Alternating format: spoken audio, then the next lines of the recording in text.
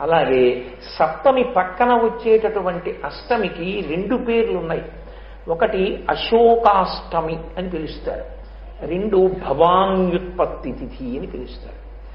భవాని అని ఎవరికి పేరంటే భవుని యొక్క భార్య భవాని. ఎవరు భవుడు?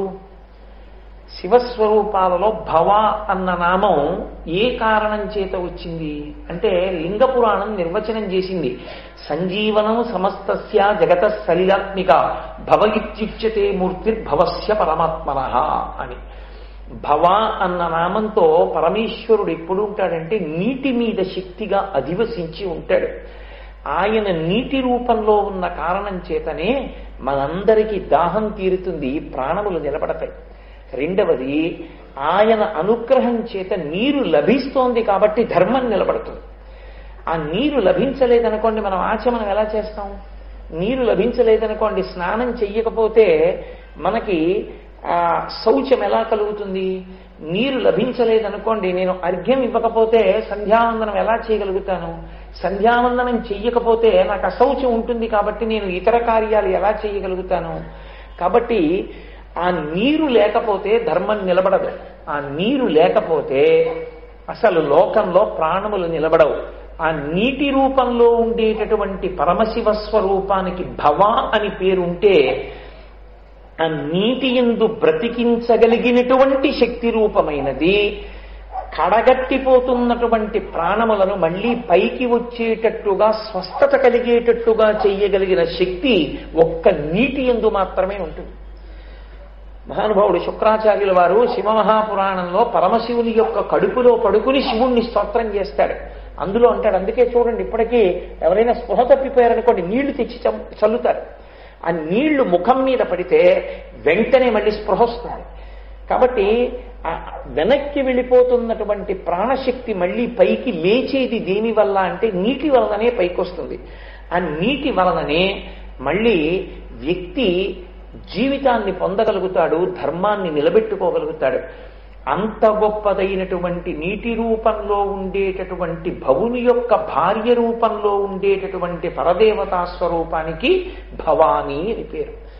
ఆ భవానీ ఏకకాలమునందు సతీదేవిగా ప్రాణములను విడిచిపెట్టి మళ్ళీ మహాపతివ్రతగా వేరొకరిని అనుగ్రహించడానికి, లోకాలని ఉద్ధరించడానికి హిమవంతునికి కుమార్తెగా ఆమె ఆవిర్భవించింది.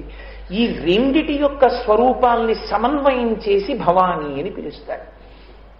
అమ్మవారి యొక్క తిరుగులేని పాతివ్రత్యానికి సతీదేవి ఉదాహరణ. అందుకే ఆ జన్మలో ఆమె పేరు, ఆ అవతారంలో ఆమె పేరు దాక్షాయణి, దక్ష ప్రజాపతి యొక్క కుమార్తె కనుక దాక్షాయణి. దక్షుడు అడిగాడు, అమ్మా నువ్వు నాకు కుమార్తెగా పుట్టాలమ్మా అని అడిగాడు. ఎంతమందికైనా ఆమె కుమార్తెగా వస్తుంది భక్తితో ప్రార్థన చేస్తే, కానీ ఆమె మాత్రం పరమశివునికి ఒక్కనికే ఇల్లాలు. ఎన్ని అవతారాలు స్వీకరించినా ఆయా అవతారముల యందు ఆమె ఎంతమందికైనా కుమార్తె. ఒకప్పుడు కాత్యాయన మహర్షికి కుమార్తె కాత్యాయని, అలాగే ఒకనకొకప్పుడు ఆకాశరాజుకి కుమార్తె పద్మావతి, ఒకప్పుడు జనకుడికి కుమార్తె జానకి, ఒకప్పుడు హిమవంతుని కుమార్తె హైమవతి, ఒకప్పుడు దక్షుడి కుమార్తె దాక్షాయణి. ఏ పేరుతో ఉన్న భర్త మాత్రం పరబ్రహ్మం. అందుకే ఆ రెండవ స్థానాన్ని అడగకూడదు, అది పరమదారుణం. అలా అడిగితే అమ్మవారి కళ్ళు ఎర్రబడతాయిట, భీభత్సరసం కనబడుతుంది. నేను మగవాణ్ణని అమ్మవారి ముందు ఎవరు నిలబడకూడదు. అమ్మా నేను నీ పుత్రుణ్ణి అని నిలబడాలి. ఆమె కుమార్తెగా వస్తుంది అందరికీ. ఆమె పాతివ్రత్యానికి పరాకాష్ఠ సతీదేవి స్వరూపం. ఎందుచేత అంటే ఆమె దేనికి విడిచిపెట్టేసింది ఆ అవతారాన్ని అంటే తనంత తాను శరీరాన్ని విడిచిపెట్టింది. అది తప్పు కదా. అలా ఆత్మహత్య చేసుకోకూడదుగా, అలా శరీరాన్ని విడిచిపెట్టకూడదా అంటే ఆమె అలా విడిచిపెట్టి బిడ్డల్ని కాపాడుకుంది. తప్పు మార్గంలో వెళ్ళిపోతున్నటువంటి లోకాన్నంతటినీ శివుణ్ణి రుద్రుణ్ణి చేసి దిద్దింది దక్షయజ్ఞంలో. అందుకోసం ఆమె శరీరాన్ని విడిచిపెట్టింది. విడిచిపెడుతూ లోకానికంతటికీ ఒక సందేశం ఇచ్చింది. భవో నహోద్భీష్టి శివం శివేతరః అంది. పరమశివుణ్ణి ద్వేషించిన వానికి, శివుణ్ణి నింద చేసిన వాడికి బ్రతుకు లేదు. ఇహమునందు పరమునందు వాడికి బ్రతుకు లేదు, వాడు నశించిపోతాడు. శివం శివేతరహ, శివుణ్ణి నిందించిన వాడికి మంగళములు ఎక్కడి నుంచి కలుగుతాయి? ఎవరైనా చనిపోతూ ఒక మాట చెప్పారనుకోండి, అది పరమసత్యం, మరణవాంగ్మూలం అంటాం. అమ్మవారు శరీరాన్ని విడిచిపెడుతూ సతీదేవిగా వాంగ్మూలం ఇచ్చింది లోకానికి. శివద్వేషం చేత నశించిపోతారు, శివద్వేషం పనికిరాదని లోకానికి ప్రకటన చేసింది. ఆమె శివనింద వింది కాబట్టి ప్రతిజ్ఞ చేసింది. నేను ఒకనాడు నువ్వు తపస్సు చేస్తే నీకు కుమార్తెగా వచ్చాను, కానీ అదే నువ్వు మళ్ళీ ఇవాల్టి రోజున శివనింద చేశావు కాబట్టి ఇక నేను నీ కుమార్తె అన్న పేరుతో ఉండను. నేను ఇదే శరీరంతో ఉంటే మళ్ళీ దాక్షాయణి దాక్షాయణి అని పిలుస్తారు నన్ను. అలా పిలిపించుకోవడం నాకు ఇష్టం లేదు. అందుకని జనుడు అజ్ఞానమునన్ భుజించిన జుగుప్సంబైన యన్నంబు సయ్యన బిళ్ళించి పవిత్రుడైన గతి. అఘను ఈశ్వరును నిందించిన నీ తనూభవ అనంగా నోర్వా హేయభాజనమైన ఈ శరీరమును విడిచి భాస్వచ్యుద్ధి ప్రాపించదను.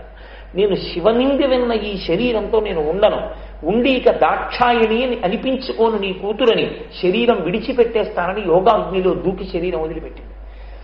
వదిలిపెట్టిన తల్లి అంతకుముందు శివపార్వతులిద్దరూ శివదాక్షాయిణి స్వరూపాలు రెండూ హిమాలయ పర్వతముల మీద తిరుగుతున్నటువంటి కాలంలో నాకిలాంటి కుమార్తె పుడితే బావుండని కోరుకున్నటువంటి హిమవంతుని యొక్క భార్య కడుపున ఆమె కుమార్తెగా జన్మించింది. పర్వతరాజ పుత్రిగా పుట్టింది కాబట్టి ఆమెకి పార్వతి అని పేరు వచ్చింది.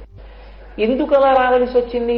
భవానీ రూపంలో ఆవిడ పార్వతీదేవిగా వచ్చినప్పుడు మహాజ్ఞాని అయినటువంటి వాడి మాటని సత్యం చేసింది ఆవిడ. వాళ్ళ మాట అసత్యం కాకూడదు, వాళ్ళ మాట అసత్యం చేయడానికి తాను పార్వతీదేవిగా పుట్టింది. ఎక్కడ జరిగింది ఆ వృత్తాంతం? అది శివమహాపురాణంలో చెప్పారు ఆ రహస్యాన్ని. పితృదేవతల యొక్క భార్య స్వధాదేవి. పితృదేవతలకి స్వధాదేవికి కలిపి 3 కుమార్తెలు జన్మించారు. వాళ్ళు స్వధాదేవి యొక్క కుమార్తెలుగా చెప్పబడినప్పటికీ వారి స్థాయి అయోనిజలు. వారి పేర్లు విన్నంత మాత్రం చేత పాపరాశి ధ్వంసం అవుతుంది. అంత గొప్ప స్వరూపాలు. అందులో మొదట ఆవిడ పేరు మేనక, రెండవ ఆవిడ పేరు ధన్య, మూడో ఆవిడ పేరు కళావతి. ఈ 3 ఒకానొకప్పుడు చతుర్ముఖ బ్రహ్మగారు ఉండేటటువంటి బ్రహ్మలోకానికి వెళ్ళారు. బ్రహ్మలోకంలో కూర్చున్నారు. సనక సనందనాదులు మహాజ్ఞానులు వారు, అందుకే ఎప్పుడు బాలుల రూపంలో ఉంటారు. మహాజ్ఞానులైనటువంటి సనక సనందనాదులు సభాప్రవేశం చేశారు. అందరూ లేచి నిలబడ్డారు. వీళ్ళకి ఎందుకు అంటే శివమాయా మోహితులయ్యారని అనుకోవలసి ఉంటుంది. వీళ్ళు 3 సనక సనందనాదుల్ని చూసి లేచి నిలబడకుండా ఒక నవ్వు నవ్వారు. సనక సనందనాదులు అన్నారు, మీరు బ్రహ్మజ్ఞానులు అవమానింపబడేటట్టుగా ప్రవర్తించారు. ఈ పాపం పోవడానికి మీరు వచ్చేటటువంటి జన్మలో మీరు 3 రూపములతో భూమండలం మీద జన్మించండి.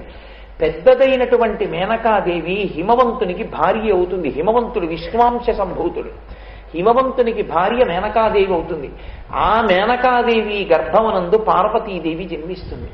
పార్వతీదేవి జన్మించిన కారణం చేత ఆమె కైలాసాన్ని చేరుకుంటుంది. రెండవదైనటువంటి ధన్యాదేవి జనక మహారాజు గారికి భార్య అవుతుంది. ధన్యాదేవి జనక మహారాజు గారికి భార్య అయిన కారణం చేత సీతమ్మ తల్లికి తల్లి అవుతుంది. సీతమ్మ తల్లికి తల్లి అయిన కారణం చేత వైకుంఠానికి చేరుకుంటుంది. మూడవదైన కళావతి వృషభానుడు అనబడేటటువంటి ఒక వైశ్యునికి భార్య అవుతుంది. ఆమెకి రాధ అన్న కుమార్తె పుడుతుంది. ఆ రాధ శ్రీకృష్ణ భగవానుడి యొక్క గొప్ప చిలికెత్తె అవుతుంది, ప్రియురాలవుతుంది. ఆ శ్రీకృష్ణ భగవానుడి యొక్క శక్తి స్వరూపమైన రాధాదేవిని కన్న తల్లి కనుక ఈ కళావతి గోలోకాన్ని పొందుతుంది. మీరు 3 మళ్ళీ ఉత్తమ లోకాల్ని పొందుతారు. కానీ మీరు ఈ 3 కూడా భూలోకంలో జన్మించి వారి 3కి జన్మలనిమ్మని శాసనం చేశారు. ఆ శాపానుగ్రహం చేత ఆ శాపకారణంగా ఈ 3 భూమి మీదకి వచ్చారు. ఇప్పుడు సనక సనందనాది మహర్షులు ఇచ్చినటువంటి శాపవాక్కుని నిజం చెయ్యవలసినటువంటి కర్తవ్యం పరదేవత మీద ఉంది. అందుకని ఆ తల్లి మేనకాదేవి గర్భమునందు మళ్ళీ పర్వతరాజ పుత్రిగా హిమవంతుని కుమార్తెగా హైమవతి అన్న పేరుతో పార్వతీ స్వరూపంగా తల్లి మళ్ళీ ఆవిర్భవించింది. ఆవిర్భవించి పరమశివుని ఇల్లాలైంది. ఆమె పరమశివుని ఇల్లాలుగా మారినటువంటి ప్రక్రియలో, అంటే కళ్యాణ ప్రక్రియలో ఆమె ఈ లోకములను బ్రతికించింది. ఎలా బ్రతికించింది? పరమశివుడు తపస్సు చేస్తున్నాడు, హైమవతి ఆయనకి సపర్య చేస్తోంది. హిమవంతుని కుమార్తెగా, పర్వతరాజపుత్రి పార్వతిగా సపర్య చేస్తోంది. పార్వతీ పరమేశ్వరుల ఇద్దరి మధ్య అన్యోన్యత ఏర్పడి, వారిద్దరి యందు కామం ఏర్పడి సంతానము కలిగితే తప్ప తారకాసుర సంహారము కాకూడదని వరం అడిగాడు తారకాసురుడు. కాబట్టి పార్వతీ పరమేశ్వరుల కళ్యాణం తొందరగా జరిగి కొడుకు పుడితే తారకాసుర సంహారం అవుతుందని ఆలోచించినటువంటి దేవేంద్రుడు మన్మధుణ్ణి పిలిచి బాణప్రయోగం చేయమన్నాడు. ఎక్కడి మన్మధుడు, ఎక్కడి పరమశివుడు? ఆయన మీద బాణం వేసేటంతటి మొనగాడా? భయపడుతూనే బాణం వేశాడు. పరమశివుడు మూడో కన్ను తెరిచి కాల్చేశాడు మన్మధుడిని. ఇప్పుడు మన్మధుడు లేకపోతే ఏమైంది? సృష్టి ఆగిపోయింది. సృష్టి ఆగిపోతే ఏమైంది అంటే లోకమనందు ఒక పెద్ద ప్రమాదం వచ్చింది. మన కర్మ పూర్తయిపోవాలి అంటే మనం చేసుకున్నటువంటి కర్మలని సుఖదుఖముల రూపంలో అనుభవించేయాలి. ఇక మళ్ళీ కొత్తగా సుఖదుఖముల రూపంలో అనుభవించడానికి కావలసిన పాపపుణ్యములను మూట కట్టుకోకూడదు. మూట కట్టుకోకుండా సుఖదుఖముల రూపంలో అనుభవించేస్తే వాటి యొక్క స్థాయి తరిగిపోతుంది. అనుభవించడానికి శరీరాలు పొందాలంటే మన్మథ బాణాలు పడాలి తల్లిదండ్రుల మీద.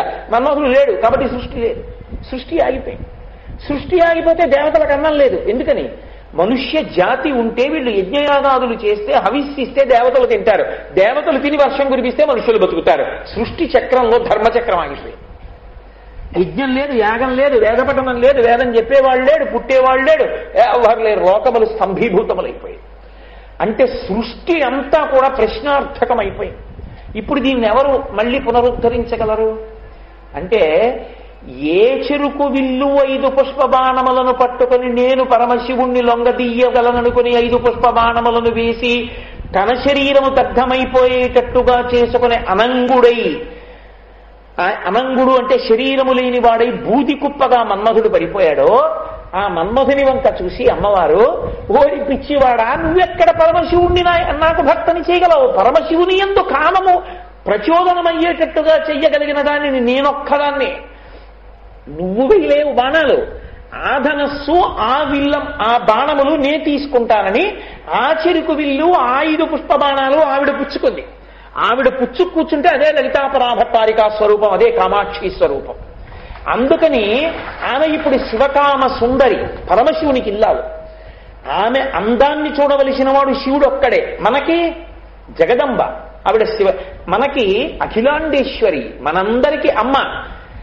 ఆమె యందు కామముతో ఉండవలసిన వాడు శివుడు ఒక్కడే. ఆయనని బహిర్ముఖుణ్ణి చేసి తీసుకొచ్చి పక్కన కూర్చోపెట్టుకుని కాముణ్ణి కాల్చిన వాడి చేత కంఠంలో మంగళసూత్రం కట్టించుకుని ఇంతమంది బిడ్డలు మళ్లీ పుట్టి కర్మలు అనుభవించి పరమేశ్వరుణ్ణి చేరుకోవడానికి వీలుగా మన్మధుణ్ణి అనంగుణ్ణి చేసి రతీదేవికి కనపడేటట్టుగా చేసి తన యొక్క కటాక్ష వీక్షణము చేత మన్మధుడికి అపారమైనటువంటి శక్తినిచ్చి కనపడకపోయినా ఇంతమంది మీద మన్మథ బాణములు వేసి సృష్టి చెయ్యగలిగినటువంటి, సృష్టి జరగగలిగినటువంటి స్థితిని పునరుద్ధరించినటువంటి తల్లి పార్వతీదేవి. అందుకని ఆమె భవాని.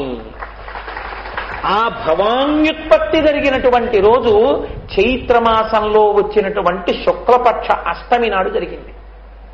అది భవాన్యుత్పత్తి. అయితే శివమహాపురాణంలో చైత్రమాస శుక్లపక్ష నవమి మధ్యాహ్నం 12 గంటలకి అభిజిత్ ముహూర్తంలో, అభిజిత్ లగ్నంలో మహానుభావుడు రామచంద్రమూర్తి పుడితే అర్ధరాత్రి 12 గంటలకి మృగశీర్ష నక్షత్రంలో అమ్మ పార్వతీదేవి పుట్టింది అని ఉంది. కానీ సంప్రదాయంలో, లోకంలో చేయడం మాత్రం మనం అష్టమి నాడు చేస్తాం. చైత్రమాసంలో వచ్చేటటువంటి శుక్లపక్ష అష్టమి పార్వతీదేవి యొక్క ఆవిర్భావ దినం. అందుకే వసంతకాలంలో వచ్చేటటువంటి వసంత నవరాత్రులు కూడా కలశపెట్టి అమ్మవారిని ఆరాధన చేయడం. 2 కాలముల యందు 2 ఋతువులలో ఆయన తన దంష్ట్రలు బయట పెడతాడు. కోర బయటికి వస్తుంది. కోర బయటికి వచ్చింది అంటే ఒకటే, జననాశనం అయిపోతుంది. అందుకే దామృతువు, ఆ 2 ఋతువులు కూడా యమదంష్ట్రాఖ్యే, యమదంష్ట్రలు ఉంది దేవీ పురాణం. యమదంష్ట్రాఖ్యే నూనం సర్వజనేషు వైహి. లోకంలో విపరీతంగా ప్రమాదాలు జరుగుతాయి. అసలు ఊహించడానికి వీలు లేనంతంత పెద్ద పెద్ద ప్రమాదాలు జరిగి అంతమంది జనులు నష్టపోతారు. ఇప్పుడు శారదా నవరాత్రుల ప్రారంభంలో ఈ 9 రోజులు, అలాగే వసంత ఋతువులో చైత్రమాసం ప్రారంభమైనటువంటి మొదటి 9 రోజులు యమధర్మరాజు గారి దంస్ట్ర పైకొచ్చిన కారణంగా ఆయన లోకంలో ఉండేటటువంటి జనులందరినీ పడగొడతాడు. అందుకే వసంత శారదావేవ జననాశ కరావుభౌ, జనులను నశింపచేస్తాయి ఈ 2 ఋతువులలో వచ్చేటటువంటి మొదటి 9 రోజులు. కాబట్టి చైత్రమాసంలో వచ్చేటటువంటి మొదటి 9 రోజులలో అష్టమి నాడు అమ్మవారి ఆవిర్భావ దినం గనక, భవాన్యుత్పత్తి జరిగినటువంటి రోజు కనుక నవరాత్రులు కలశపెట్టి చైత్రమాసంలో అమ్మవారిని ఎవరు ఆరాధన చేస్తారో వసంత నవరాత్రుల్లో వారందరికీ కూడా అమ్మవారి అనుగ్రహం కలుగుతుంది. రెండవది, ఆంతరముగా చచ్చిపోవడం అంటే ఏమిటో తెలుసా? దక్షిణాయనం పవిత్రమైన కాలం, కానీ దక్షిణాయనంలో చీకటి ఎక్కువ ఉంటుంది. చీకటి ఎక్కువ ఉంటుందంటే అసురుల చేత చుట్టబడి ఉంటుంది. రాక్షసులు పరివేష్టించి ఉంటారు. ఎందుకు పరివేష్టించి ఉంటారు? వీడెందుకు పుణ్యం చేసుకుని బాగుపడిపోవాలి? అందుకు బాగుపడినెవరు వాళ్ళు?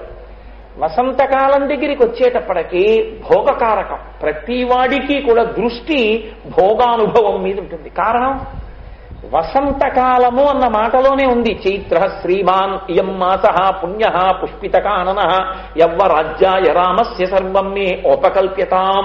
వసంత ఋతువైన కారణం చేత భోగకారకం, భోగముల యందు అనురక్తి కలుగుతుంది. కానీ అది నైమిత్తిక కాలం, అప్పుడే యమదంస్ట్రపైకి వస్తుంది.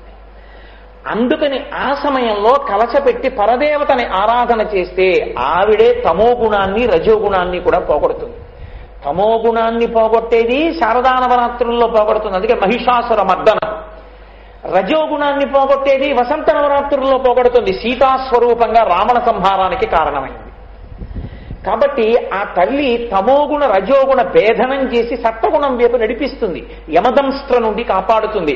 అందుకని వసంత నవరాత్రుల్లో ప్రత్యేకించి చైత్రమాసంలో వచ్చేటటువంటి అష్టమి తిథి నాడు సువాసిని పూజ తప్పకుండా చెయ్యాలి.